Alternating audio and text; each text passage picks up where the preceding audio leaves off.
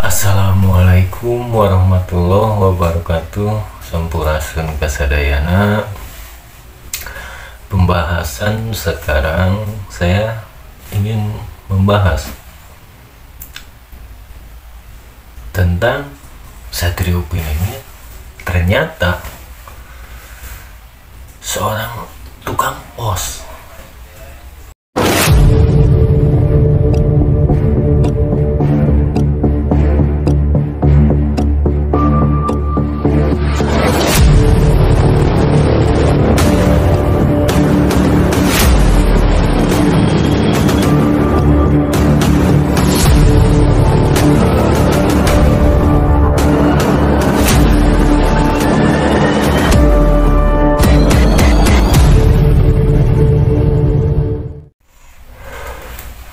Dalam membahas Satrio Piningit, jadi Satrio Piningit yaitu seorang tukang pos. Seorang Satrio Piningit memiliki pekerjaan hanya tukang pos. Tukang pos yang dalam gambaran pekerjaan tersebut yaitu menyampaikan pesan, mengirim pesan surat dari sang pengirim untuk penerima, gitu kan. Nah, apa bedanya dengan yang disebut dalam film Kanjeng Nabi Muhammad, yaitu The Messenger, tukang pos juga, betul kan? Istilah dalam kantoran ada juga messenger. Nah, kenapa Satrio Piningit disebut tukang pos? Karena beliau atau para kesatria ini yang akan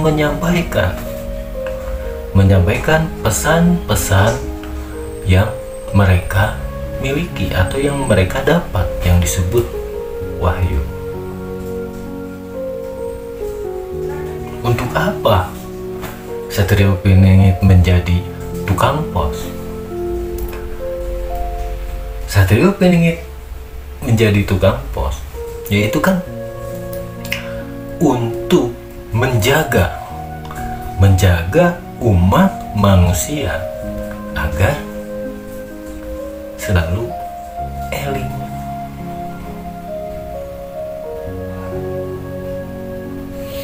selalu sadar diri untuk manusia tersebut, agar bisa menyadari kita manusia hidup di dunia untuk apa? Kan seperti itu. Kalau manusia dataran Sunda, karena saya di dataran Sunda, gitu kan, ya hidup tuh silih asa, silih asih, dan silih asem. Kalau bukan Satrio Piningit yang mengingatkan pada manusia itu sendiri, mau siapa lagi? Karena dalam pembahasan saya yang terakhir, sudah banyak petugas-petugas pos ini yang ingin sekedar mendapatkan hasil dari pekerjaannya.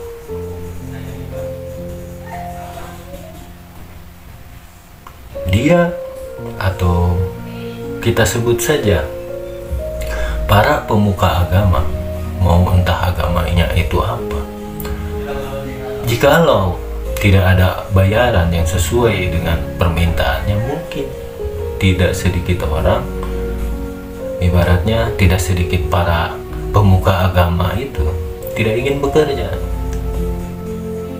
Padahal mereka kan hanya sekedar menjual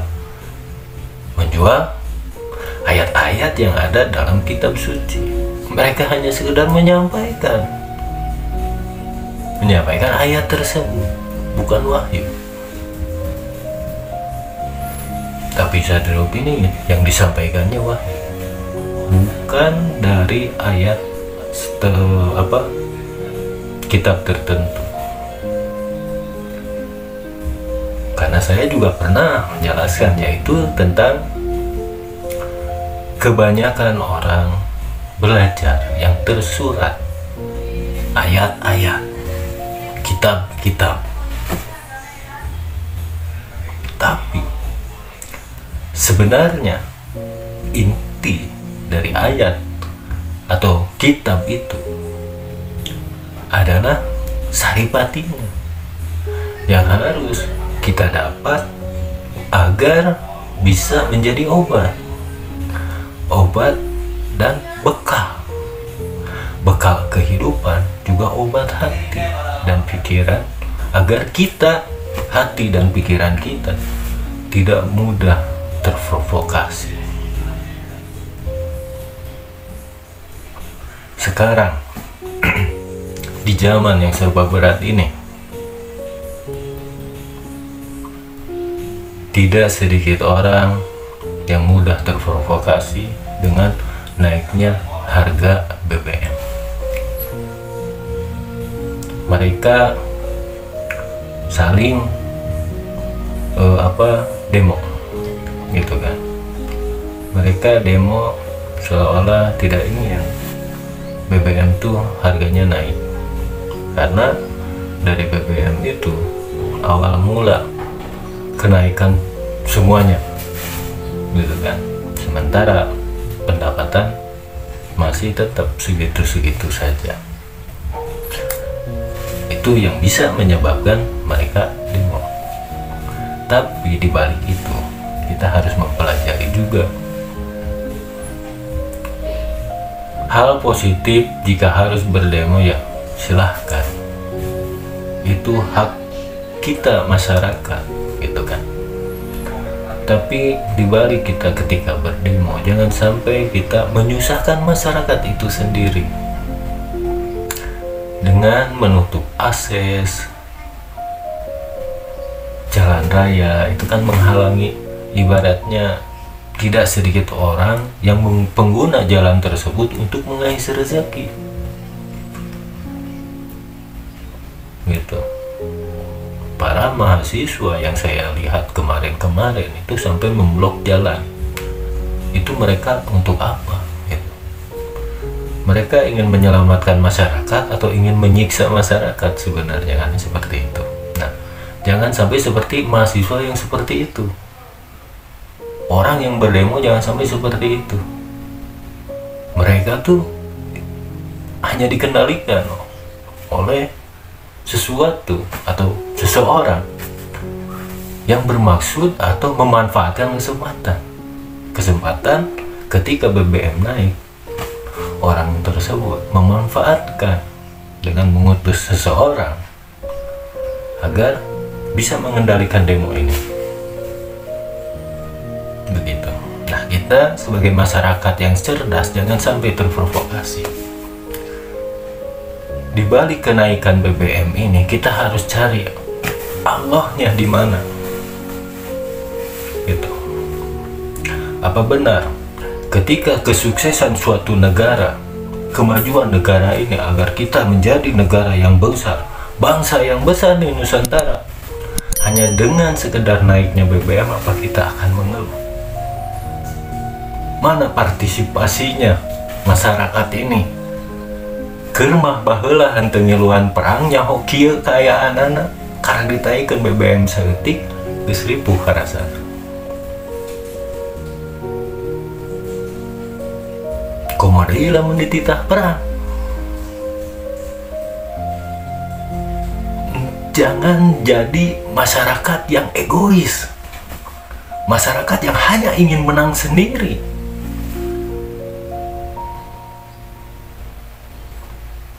Negara ini milik kita semua.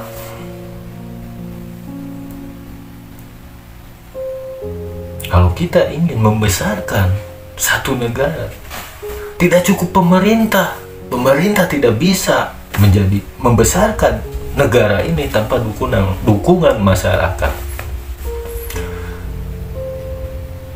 Kalau baru sekedar naik BBM, mereka sudah berdemo.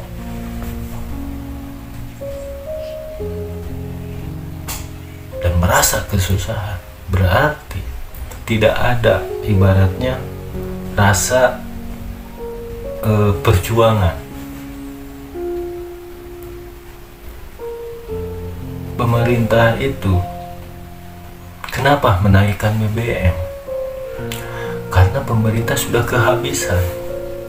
kehabisan dana untuk mensubsidi, sudah minim. Apa mau terus kita meminjam keluar lagi, gitu kan? Pemerintah hutang luar negerinya besar, gitu kan? Itu untuk siapa? Itu kan untuk rakyatnya juga, subsidi BLT, gitu kan?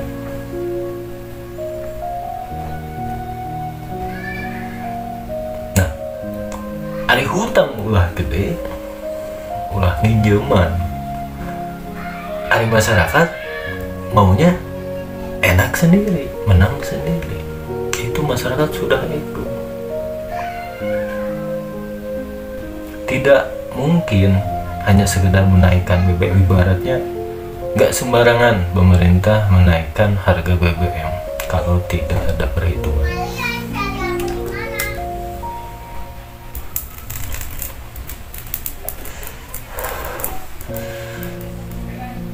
Kalau kita ingin mencari yang tersirat di balik kejadian ini, yang saya bilang tadi, ingin mencari Allahnya, gitu kan, di balik kejadian seperti ini, kita cari mana Allah, gitu kan. Nah, naik BBM ini ada campur tangan Allahnya. Untuk apa? Untuk kita bisa berpikir mana orang-orang yang ibaratnya cerdas, mana orang-orang yang licik, mana orang-orang yang ibaratnya menerima. Kita kan sedang dipisahkan. Pembahasan kemarin saya sudah membahas, ke depan kita akan dipeta-peta, akan dikotak-kotak.